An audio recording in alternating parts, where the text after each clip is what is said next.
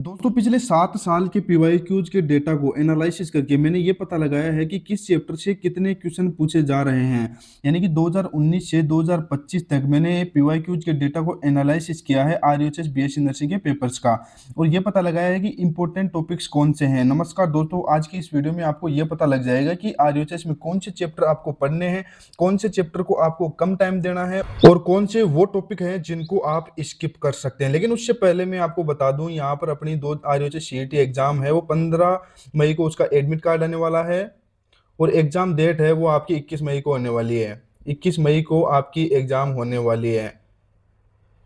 यहाँ पर आप देख सकते हैं 15 डेज की अपन बायोलॉजी की स्ट्रेटेजी की बात करेंगे, लेकिन उससे पहले यहाँ पर देखिए एग्जाम स्ट्रक्चर की अपन थोड़ी सी बात कर लेते हैं। एग्जाम स्ट्रक्चर की अपन बात करें तो यहाँ पर अपना जो 28 अप्रैल तक अपने फॉर्म भरे जा चुके हैं। करेक्शन डेट आपकी 29 से 1 मई तक थी, जो कि अभी क्लोज हो चुकी है, आज 2 तारीख हो रही है। एडमिट कार्ड 15 मई को आ जाएंगे, 21 मई को आपकी एग्जाम होने वाली है।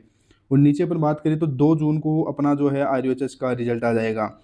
और यहाँ पर एग्जाम स्ट्रक्चर में फिजिक्स केमिस्ट्री बायोलॉजी तीनों सब्जेक्ट में से 33 और बायोलॉजी में 34 क्वेश्चन पूछे जाएंगे, जो कि सिंपली 34 क्वेश्चन पूछे जाएंगे, जो कि 34 नंबर के होंगे, 34 मार्क्स के। और टोटल पेपर अपना होगा जो 100 नंबर का होगा। टोटल 100 नंबर का पेपर होगा, 100 क्वेश्चन आएंगे और 2 घंटे का आपको टाइम मिलेगा। एग्जाम अपनी ऑफलाइन होने वाली है, पेन पेपर बेस्ड ऑफलाइन होने वाली है। इसमें कोई नेगेटिव मार्किंग नहीं होने वाली है। सेंटर आपका जयपुर आएगा। अब अपन दोस्तों नीचे बात करें इस टेबल की। ये टेबल मैंने बनाई आप लोगों के लिए, बहुत मेहनत से ये टेबल बनाई है मैंने। तो चलिए अपन बात करते हैं। उससे पहले अपने को ये आइडिया होना चाहिए कि इंपॉर्टेंट टॉपिक कौन सा होता है। इंपॉर्टेंट टॉपिक सिंपल सी बात है, पिछले कुछ सालों का अपन 4 से 5 सालों का, 6 से 7 सालों का डेटा उसका देखे, क्वेश्चन देखे चैप्टर वाइज, तो जिस चैप्टर में से जितने ज्यादा क्वेश्चन पूछे जाएंगे वो चैप्टर आपका उतना ही ज्यादा इंपॉर्टेंट होता चला जाएगा। तो यहाँ पर अपन देखते हैं किस चैप्टर से कितने क्वेश्चन पूछे जा रहे हैं। तो यहाँ पर मोटा मोटा देखिए तो 6 क्वेश्चन सेक्सुअल रिप्रोडक्शन से पूछे गए थे 2022 में। 25 में 6 क्वेश्चन एमबीआई से पूछे गए हैं, 5 क्वेश्चन एमबीआई से पूछे गए हैं, इवोल्यूशन से पूछे गए हैं। तो यहाँ पर अपन बात करते हैं। अब अपन इनके जोड़ की बात करते हैं। अब अपन इनको जोड़ के देखते हैं कि 7 सालों में कितने क्वेश्चन किस चैप्टर से पूछे गए। तो अपन यहाँ पर ऐड कर करके एक एक को देखते हैं। देखिए स्टार्टिंग में सेक्सुअल रिप्रोडक्शन वाले चैप्टर को अपन ऐड करें, तो यहाँ पर इनके क्वेश्चन को ऐड करें, टोटल 7 सालों के तो कितने होते हैं 23 क्वेश्चन। 7 सालों में 23 क्वेश्चन पूछे गए हैं। 27 क्वेश्चन पूछे गए ह्यूमन रिप्रोडक्शन से। इसके बाद में बात करें रिप्रोडक्टिव हेल्थ से, सिर्फ आपके 10 क्वेश्चन पूछे गए हैं। इसके बाद में थोड़ा नीचे स्क्रॉल करके अपन देखें तो आपका इसके बाद में आता है principle of inheritance and variation, genetics. इसमें से कितने क्वेश्चन पूछे गए हैं आपके 21 क्वेश्चन सिंपली यहाँ से पूछे गए हैं। इसके बाद में एमबीआई चैप्टर है, एमबीआई से कितने क्वेश्चन 19 क्वेश्चन पूछे गए हैं। एमबीआई वाला चैप्टर पिछले 2 साल से अच्छे क्वेश्चन दे रहा है, लेकिन पहले इससे इतने खास क्वेश्चन नहीं पूछे जाते थे। इसके बाद में एमबीआई के बाद में आता है आपका कौन सा चैप्टर, इवोल्यूशन चैप्टर। तो इवोल्यूशन से कितने क्वेश्चन पूछे गए हैं 7 सालों में, तो यहाँ पर डेटा है 13 क्वेश्चन टोटल। इसके बाद में ह्यूमन हेल्थ एंड डिजीज से 18 क्वेश्चन। इसके बाद आपका आता है माइक्रोब्स इन ह्यूमन वेलफेयर, तो कितने क्वेश्चन पूछे गए हैं टोटल 11 क्वेश्चन, 11 क्वेश्चन पूछे गए हैं। इसके बाद में आता है कौन सा चैप्टर आता है आपका, नीचे देखिए बायोटेक्नोलॉजी प्रिंसिपल एंड प्रोसेस। तो इससे कितने क्वेश्चन पूछे गए, इतने इससे पूछे गए हैं टोटल 14 क्वेश्चन। 14 क्वेश्चन पूछे गए हैं बायोटेक्नोलॉजी प्रिंसिपल एंड प्रोसेस। इसके बाद में इट्स एप्लीकेशन बायोटेक्नोलॉजी, इससे कितने क्वेश्चन पूछे गए हैं, तो सिंपली 8 क्वेश्चन पूछे गए हैं। सिंपल सी बात है, 8 क्वेश्चन इससे पूछे गए हैं। Organism and population, organism and population से सिर्फ और सिर्फ आपके 5 क्वेश्चन, सिर्फ और सिर्फ कितने क्वेश्चन दे रखे हैं, 3 और 1 4 क्वेश्चन पूछे गए हैं। सिर्फ और सिर्फ 7 सालों में 4 क्वेश्चन। तो आप देख सकते हैं कितना इंपॉर्टेंट है। इतना ज़्यादा इंपॉर्टेंट नहीं दिख रहा होगा, तो आप भी जानते हैं क्वेश्चन पूछे ही नहीं जा रहे, एक एक क्वेश्चन आ रहा है, कभी कभी आ भी नहीं रहा। इको सिस्टम से आपके 9 क्वेश्चन बन चुके हैं अभी तक 7 सालों में। बायोडाइवर्सिटी एंड कंजर्वेशन, इससे आपके टोटल 5 क्वेश्चन अब तक पूछे जा चुके हैं। अब अपन देखते हैं कौन सा चैप्टर, किस चैप्टर का वेटेज ज़्यादा है। तो किस चैप्टर का वेटेज ज्यादा कैसे पता लगेगा। अब देखिए ह्यूमन रिप्रोडक्शन का 27 क्वेश्चन पूछे गए इस चैप्टर से। तो 1 नंबर की बात करें तो सबसे पहले इंपॉर्टेंट यही है आपका ह्यूमन रिप्रोडक्शन। बायोलॉजी अगर आप स्टार्ट कर रहे हैं पढ़ना तो ह्यूमन रिप्रोडक्शन वाले चैप्टर को सबसे पहले आपको पढ़ना है। और क्वेश्चन प्रैक्टिस की बात करें तो इसकी सबसे ज्यादा करनी है, क्योंकि सबसे ज्यादा क्वेश्चन इसी चैप्टर से पूछे जाते हैं आपके। इसके बाद में अपन किसी चैप्टर की बात करें तो कौन सा आएगा, इसके बाद में आपका sexual reproduction in flooring plants 2 number पे इसकी बात करेंगे। 3 नंबर पे आपका कोई चैप्टर आएगा तो आपका जेनेटिक्स वाला आएगा, 21 क्वेश्चन पूछे गए वो आएगा। 4 नंबर पे आपका एमबीआई आएगा। 5 नंबर पे कौन सा चैप्टर आएगा, ह्यूमन हेल्थ एंड डिजीज वाला चैप्टर आएगा 5 नंबर पे, क्योंकि 18 क्वेश्चन पूछे गए हैं। इसके बाद में 6 नंबर की बात करें तो 6 नंबर पे आपका बायोटेक्नोलॉजी आएगा, प्रिंसिपल एंड प्रोसेस। 6 नंबर पे आपका आएगा कौन सा, biotechnology principle and process. 6 number पे ये आएगा। और 7 नंबर पे कौन सा चैप्टर आएगा आपका, इवोल्यूशन वाला आएगा 7 नंबर पर। 7 नंबर पर 13 क्वेश्चन वाला इवोल्यूशन आएगा। अब अपने बात करें 7 तो हाई वेटेज टॉपिक की, 7 चैप्टर की, 7 चैप्टर मैंने वो बताया आपको जो हाई वेटेज है। अब नीचे मैंने एक लिस्ट एक और तैयार की है, जिसमें मैंने क्या लिखा है, जिसमें मैंने ये डाला है कि बायोलॉजी के जो चैप्टर वाइज वेटेज है, चैप्टर वाइज वेटेज एनालिसिस यहाँ पर मैंने किया है, चैप्टर वाइज वेटेज एनालिसिस किया है मैंने 19 से लेकर 25 तक, हाई वेटेज, मीडियम वेटेज और लो वेटेज। तो हाई वेटेज वाले चैप्टर कौन से हैं, यहाँ पर आप देख सकते हैं हाई वेटेज वाले चैप्टर। अभी मैंने जो आपको बताया 7 चैप्टर हाई वेटेज वाले थे, वो मैंने नीचे यहाँ पर मेंशन कर दिए हैं, ये देखिए। इसके बाद में मीडियम वेटेज चैप्टर ये है, और ये है लो वेटेज। तो आपको क्या करना है, सिंपली जो 7 चैप्टर दे रखे हैं हाई वेटेज वाले, इनको तो आपको करना ही है। इनकी क्वेश्चन प्रैक्टिस भी आपको ज़्यादा से ज़्यादा करनी है।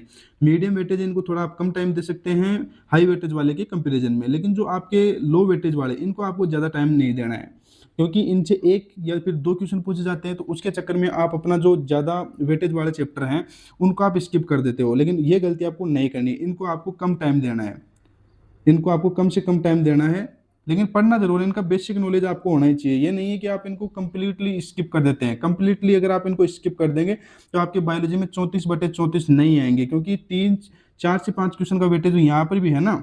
एक क्वेश्चन इससे आएगा, 2 क्वेश्चन इससे आ जाते हैं, एक क्वेश्चन इससे आ जाता है, 4 से 5 क्वेश्चन का वेटेज यहीं पर भी तो है। तो इनको भी आपको पढ़ना है, लेकिन आपको इनको ज़्यादा टाइम नहीं देना है, कम टाइम देना है इनके कंपेरिजन में। जो मीडियम और हाई वेटेज वाले टॉपिक है, इनसे कम टाइम देना है।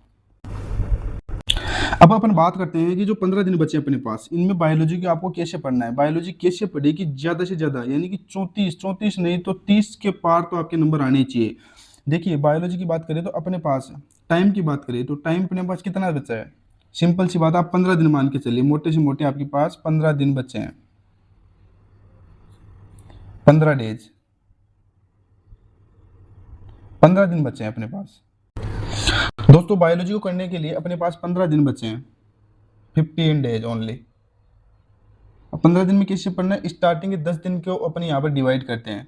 स्टार्टिंग के 10 दिन, स्टार्टिंग के 10 दिन आपको क्या करना है, पूरी बायोलॉजी को एक बार कंप्लीट कर लेना है। कंप्लीट पढ़ना है, अच्छे से पढ़ना है, एक एक लाइन बाय लाइन आपको पूरे बायोलॉजी के 13 चैप्टर पढ़ने हैं। और इसके बाद में क्या करना है आपको, 13 चैप्टर करने के बाद देखो अभी क्लास लेने का टाइम बिल्कुल नहीं है। कुछ बच्चे क्या करेंगे, क्लास लेंगे, तो क्लास में आपको टाइम खराब नहीं करना है। अगर आपको कोई टॉपिक समझ में नहीं आ रहा है तो आप उस जो टॉपिक आपका वीक है उसकी क्लास आपको करनी है। आपको पूरे चैप्टर की क्लास नहीं लेनी है। क्लास अगर पूरे चैप्टर की करेंगे तो आपका मैक्सिमम टाइम उसी क्लास में चला जाएगा, फिर आप बाकी चैप्टर्स का रिवीजन नहीं कर पाएंगे। तो आपका जो भी कोई टॉपिक है वीक है उसी की क्लास लेनी है, बाकी चैप्टर की क्लास नहीं लेनी है जो वीक है। तो आपको स्टार्टिंग के 10 दिन में क्या करना है, स्टार्टिंग के 10 दिन में आपको एक बार, कम से कम एक बार आपको पूरी बायोलॉजी कंप्लीट कर लेनी है। और जैसे ही आप कोई मान लीजिए आपने एक चैप्टर कंप्लीट किया तो उसके बाद उसकी क्वेश्चन प्रैक्टिस करनी है, ज़्यादा से ज़्यादा क्वेश्चन करने हैं आपको। एक चैप्टर के कम से कम 100 क्वेश्चन तो आपको लगाने ही हैं।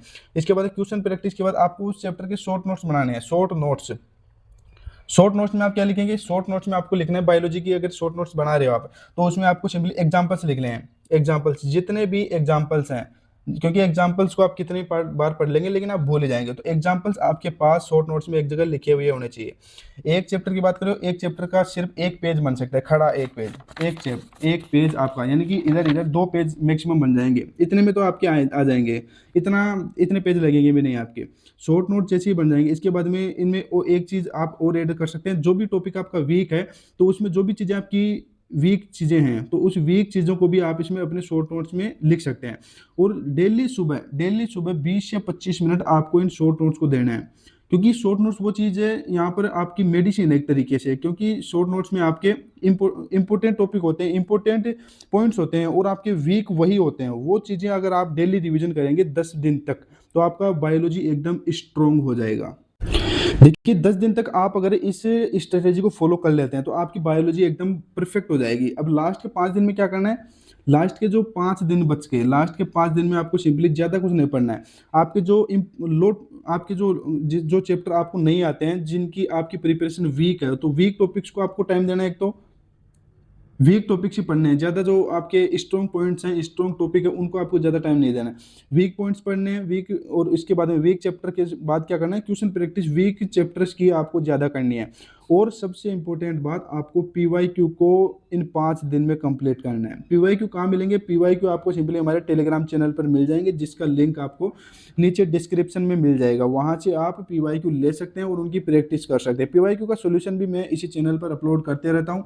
2-3 कुछ चैप्टर्स का कुछ पीवाईक्यू मैंने 1-2 साल के अपलोड कर दिए हैं, बाकी आने वाले और बाकी पीवाईक्यू बच गए, वो भी मैं यहाँ पर इस चैनल पर अपलोड कर दूंगा। तो सॉल्यूशन के लिए आप यूट्यूब चैनल पर वीडियोज देख सकते हैं हमारे, और अगर आपको पीडीएफ चाहिए तो टेलीग्राम पर आपको मिल जाएगी। तो दोस्तों आपको क्या करना है, 15 दिन तक आपको इसी स्ट्रेटेजी के साथ बायोलॉजी पढ़नी है। और बायोलॉजी अगर आप इसी स्ट्रेटेजी के साथ पढ़ते हैं, मैंने भी इसी तरीके से लास्ट के 15 दिन में बायोलॉजी कवर की थी। पहले मैंने पढ़ाई बिल्कुल नहीं की थी। इस तरीके से आप पढ़ते हैं तो आपके 34/34 नंबर आराम से आ जाएंगे। 34 नंबर आपके आराम से आ जाएंगे इस तरीके से पढ़ोगे तो। और आपकी एक गवर्नमेंट सीट जो है 34/34 अगर बायोलॉजी में आ जाते हैं तो गवर्नमेंट सीट आपकी 100% पक्की है। तो दोस्तों इसी तरीके से आपको पढ़ना है। एग्ज़ाम आपकी आ चुकी है। एग्ज़ाम आपकी कब आ रही है?